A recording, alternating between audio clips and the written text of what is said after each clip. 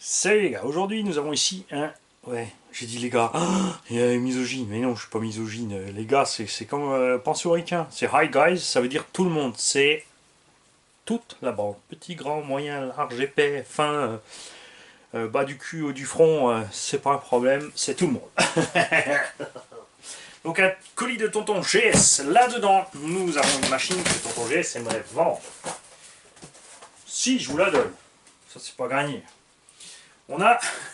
Ouais, j'avais déjà coupé le scotch parce qu'il a mis du scotch balèze et je me suis dit, ça va encore finir au bêtisier cette histoire si je passe 30 minutes à vous couper les colis. On a reçu des compresses. Tout un tas de compresses. Je pense que c'est un message de tonton GS pour dire à tous ceux qui ont envie de jouer à la tatane avec RC Garage qu'il vaut mieux avoir de quoi se soigner tout de suite après parce que ça va chauffer sur les joues. Alors là-dedans, je vais sortir la carreau, vous allez reconnaître ce que c'est. Attends, on va voir s'il y a un mot d'abord. Ah non, il y a une photo. J'ai envoyé The Beach à tonton GS, c'est lui qui roule, il est content avec. Et il l'a transformé en petit Calimero jaune. Il l'a payé, il fait ce qu'il veut, il a droit de vie de mort avec. Il l'a tué, ça c'est clair. Ce qui compte, c'est le châssis et la tenue de route. C'est tout ce qui l'intéressait et il a bien raison. Là-dedans, vous l'avez reconnu, Hyper ST Pro. C'est dommage, il est juste bleu. C'est tellement beau Hyper ST Pro avec les couleurs d'origine, il est juste génial. Nous avons les jantes du type 2. Parce que les premières étaient des étoiles à branches inversées. Là, on les a dans l'autre sens avec les V-pins, c'est-à-dire des crampons en V et pas autre chose. Hein? Baboun, Jérôme, Ben, silence. Moi je préfère les autres jantes et par contre je préfère ces pneus. Les autres pneus, ils appellent ça des dog bones, il y a un dessin d'os à chien dessus, comme ça en petites étoiles. Après ils sont tout kiff, ils sont tout kiff kiff, il faut que ça touffe bien. Ah bravo, pin, touffe, bien parti Mani, bien parti. Ces pneus avaient été pas mal, franchement. C'est dommage, j'en ai pas fait plusieurs types. On avait déjà deux, c'est déjà pas mal. J'aimais bien aussi la taille de ces roues et de ces jantes, des truggy de l'époque. Et on avait du déport dessus. Maintenant, ils ont des triangles plus longs, du coup, ils n'ont pas de déport. Ils sont un peu plus fins, ils sont un peu plus hauts parce que y a des normes pour la compète. Je sais même pas si en compète, tu as encore le droit de rouler ces pneus. Pourtant, ça donnait vraiment un super look aux machines, c'est certain. Alors, est-ce qu'on a les quatre? Nous avons les quatre. Les deux avant, évidemment, sont un petit peu bouffés. Ça ballonne un peu plus de l'avant. Ce ST Pro est en brushless. Il a le kit de conversion, non pas comme on l'a fait ces derniers temps, puisque au début ça n'existait pas. On pouvait avoir un kit de conversion. Sharpsima, Team C, Huntsman, enfin différents, en fait, je m'y suis perdu, différents fournisseurs, Robadger, support moteur ok, le bac à batterie, c'est pas fait pour faire le sauvage. Si tu roules normal avec, c'est pas un problème, compétition, circuit, tout ça, ça va, des petits sauts ok. Après si tu fais le bourrin à la manie, ça ne tiendra pas, le bac en général s'arrache de son support.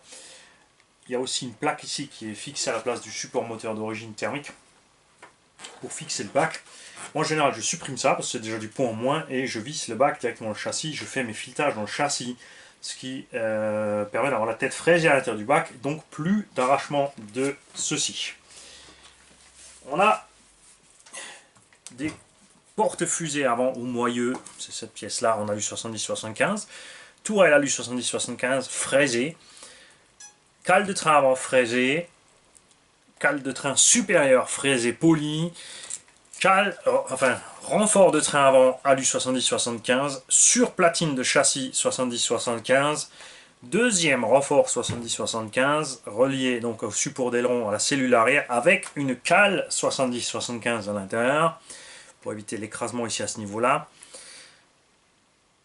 Tourelle arrière 70-75 aussi, fraisé. Et je suis en train de regarder si c'est le V1 de cet engin ou le V2, et c'est le V2 aussi. Ce ne sont pas les tourelles complètement fraisées à jouer qu'on avait sur le premier modèle, et surtout, on n'a pas de spider au milieu. Le V1 avait un spider au milieu, donc différentiel accord en ferraille avec 6 satellites à l'intérieur. Là c'est le simple, on ne fait pas, ça fait le travail, ça revient au même. CVD à tous les étages. Partout, partout, partout.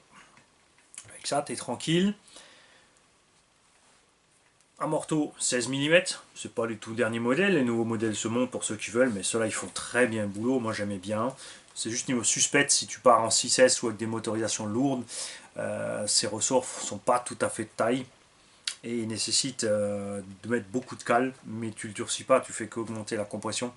Donc c'est plus sympa après, puisque c'est dur à trouver des ressorts de ce diamètre là encore avec un étagement plus dur, donc c'est plus simple de changer, de mettre des suspensions de SST dessus.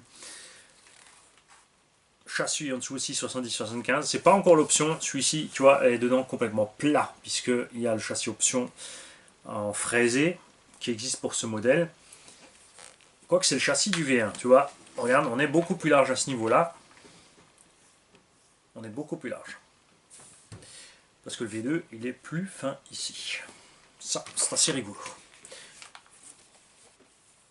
Niveau des huiles, qu'est-ce qu'il nous a mis tonton?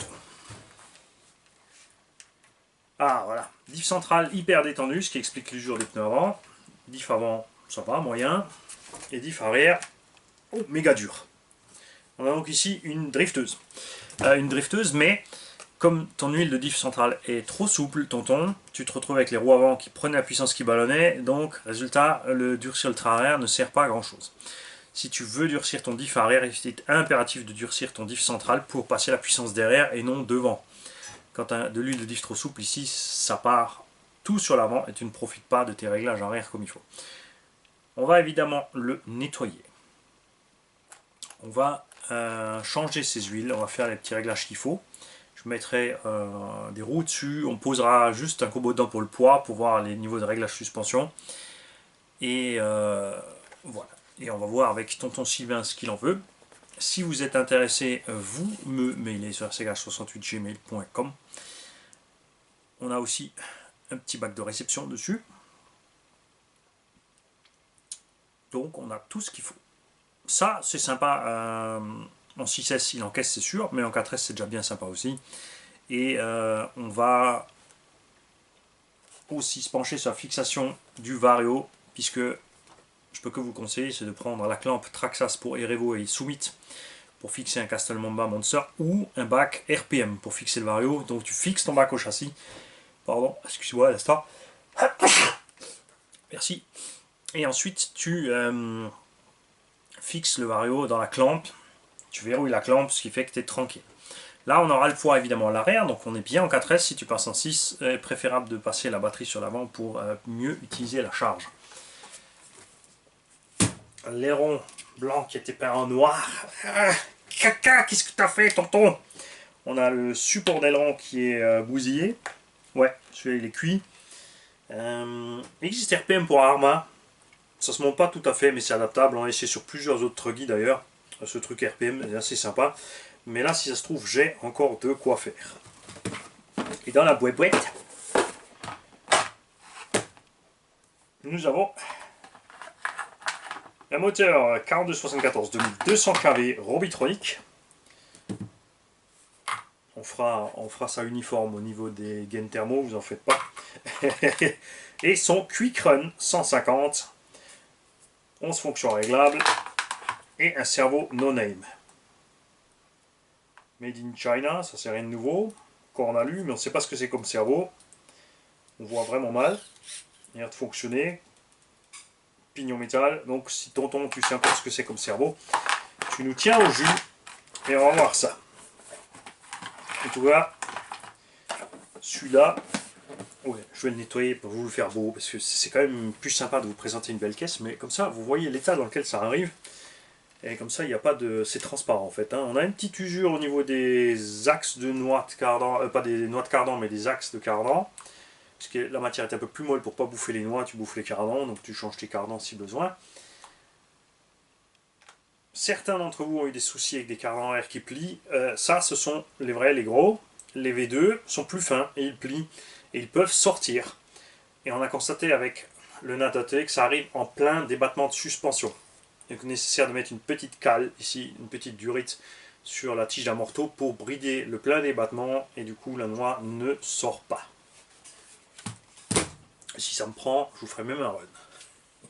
Et si ça me prend totalement, il reste là.